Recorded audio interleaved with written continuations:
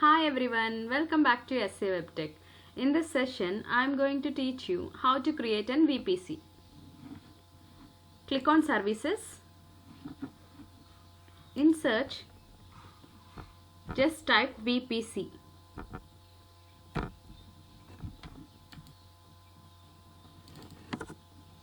Click on VPC.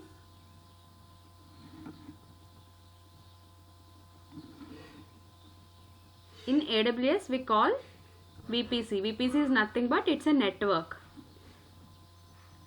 Okay, click on your VPCs.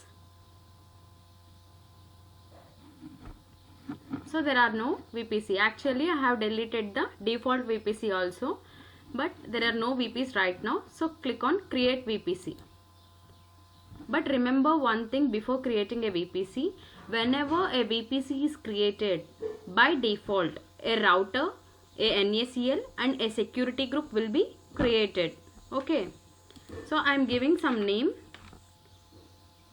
as VPC 1 and CIDR notation. CIDR notation is very important. Here I am assigning 10.0.0.0/24. So how many IPs I will get? I will get 256 IPs, right? So create VPC. So check by clicking on your VPCs whether a VPC is created or not. Yes, here a VPC is created. Okay.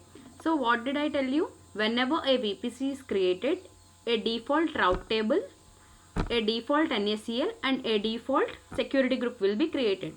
So go to here. Here there are route tables. Click on route table. So here a route table is created. But how to know this particular route table is created under your VPC? So you have a doubt, right? If there are many VPCs, you need to be identified. If there are many route tables, how could you identify? So just click on your VPCs and copy this ID. And now go to route tables and in filter you just click on your ID name and click on enter. So that it's showing only this route table. Okay. So that just you rename it as default route table. And what did I tell you? Here is the network ACLs, NACL or else network ACL. Click on network ACLs. So click on VPC ID. You check VPC is matching with the network ACL or not. Yes, it's matching. So you rename it as default NACL. Save. And next, security group also should be created. Default security group has to be created, right? So just search for that VPC. Only it's showing security group. Yes, it is the security group. So just you rename this also as default security group. Save. And next thing, whenever a VPC is created, so that network should be divided into some subnetworks. Okay. Here subnetworks is called as subnet. So whenever a VPC is created, it must be divided into some subnetworks. So here we are calling it subnets in AWS.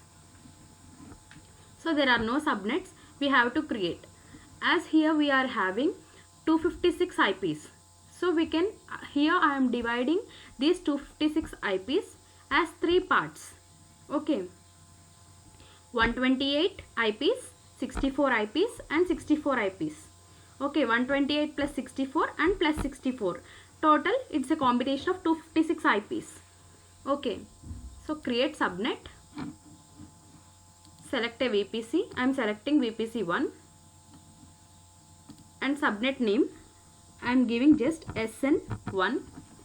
And whenever you are selecting a subnet, the availability zone is much more important.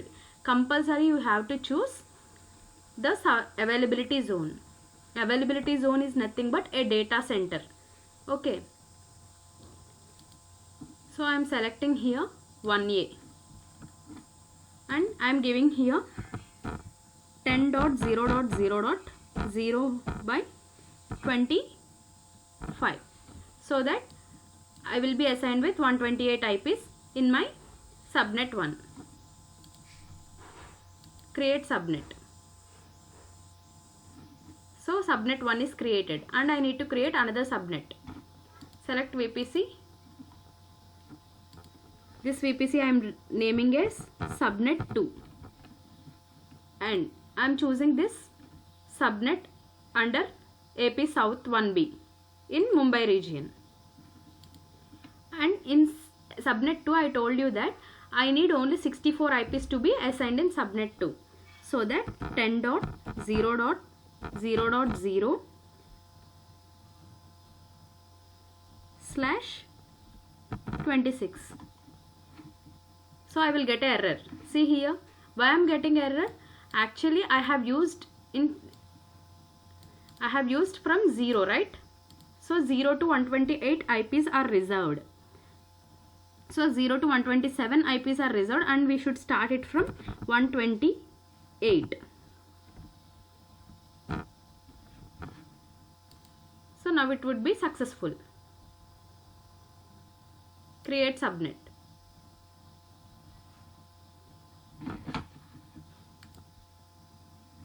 If you observe, there are 2 subnets created and I am creating the third subnet with one more 64 IPs. Here I am creating this subnet with 3. I am creating this subnet in the availability zone of AP South 1C in Mumbai region. And from 128 I have started. So 64 IPs are reserved, right? So 128 to 64 IPs.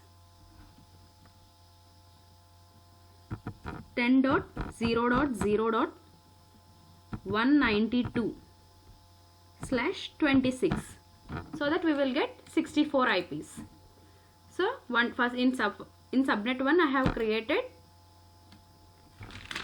a subnet with how many IPs? 128 IPs. And in subnet 2 I have created with how many IPs? 64 IPs, and along with subnet 3 also 64 IPs. But we have a condition, we have some rules, right? 5 IPs would be reserved for any subnet, so that if 5 IPs are reserved among 128, how many IPs I will get? 123 IPs. Okay, and among 64 IPs, if 5 IPs are reserved, how many IPs I will get? 59 IPs. Okay, so which IPs will get reserved?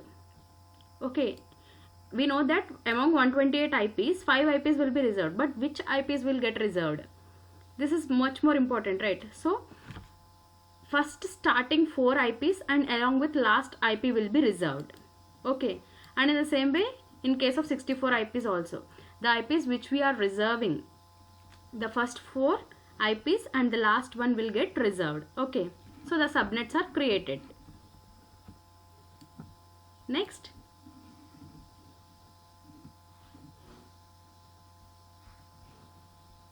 and now I will show you.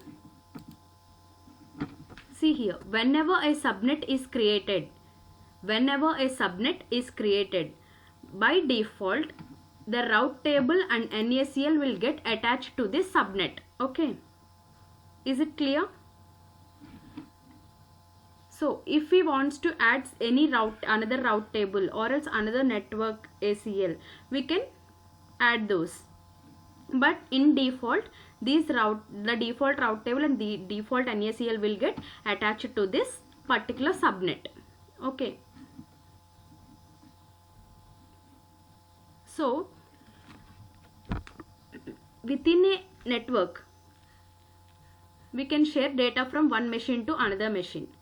But as we know that if there are 2 networks, if we need to share data from one machine to another machine which are existing in different networks, so there is a possibility of sharing, or else we have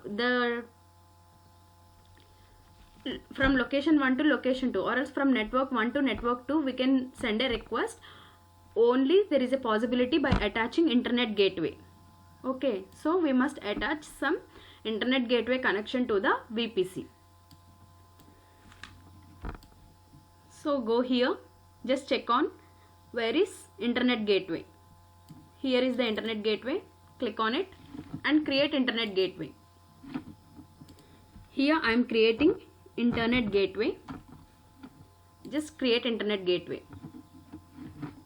Click on it and attach this internet gateway to VPC. Select your VPC one, attach internet gateway. Okay. So if you are not attaching this internet gateway, there is no possibility of sending the request from one network to the another network. Okay.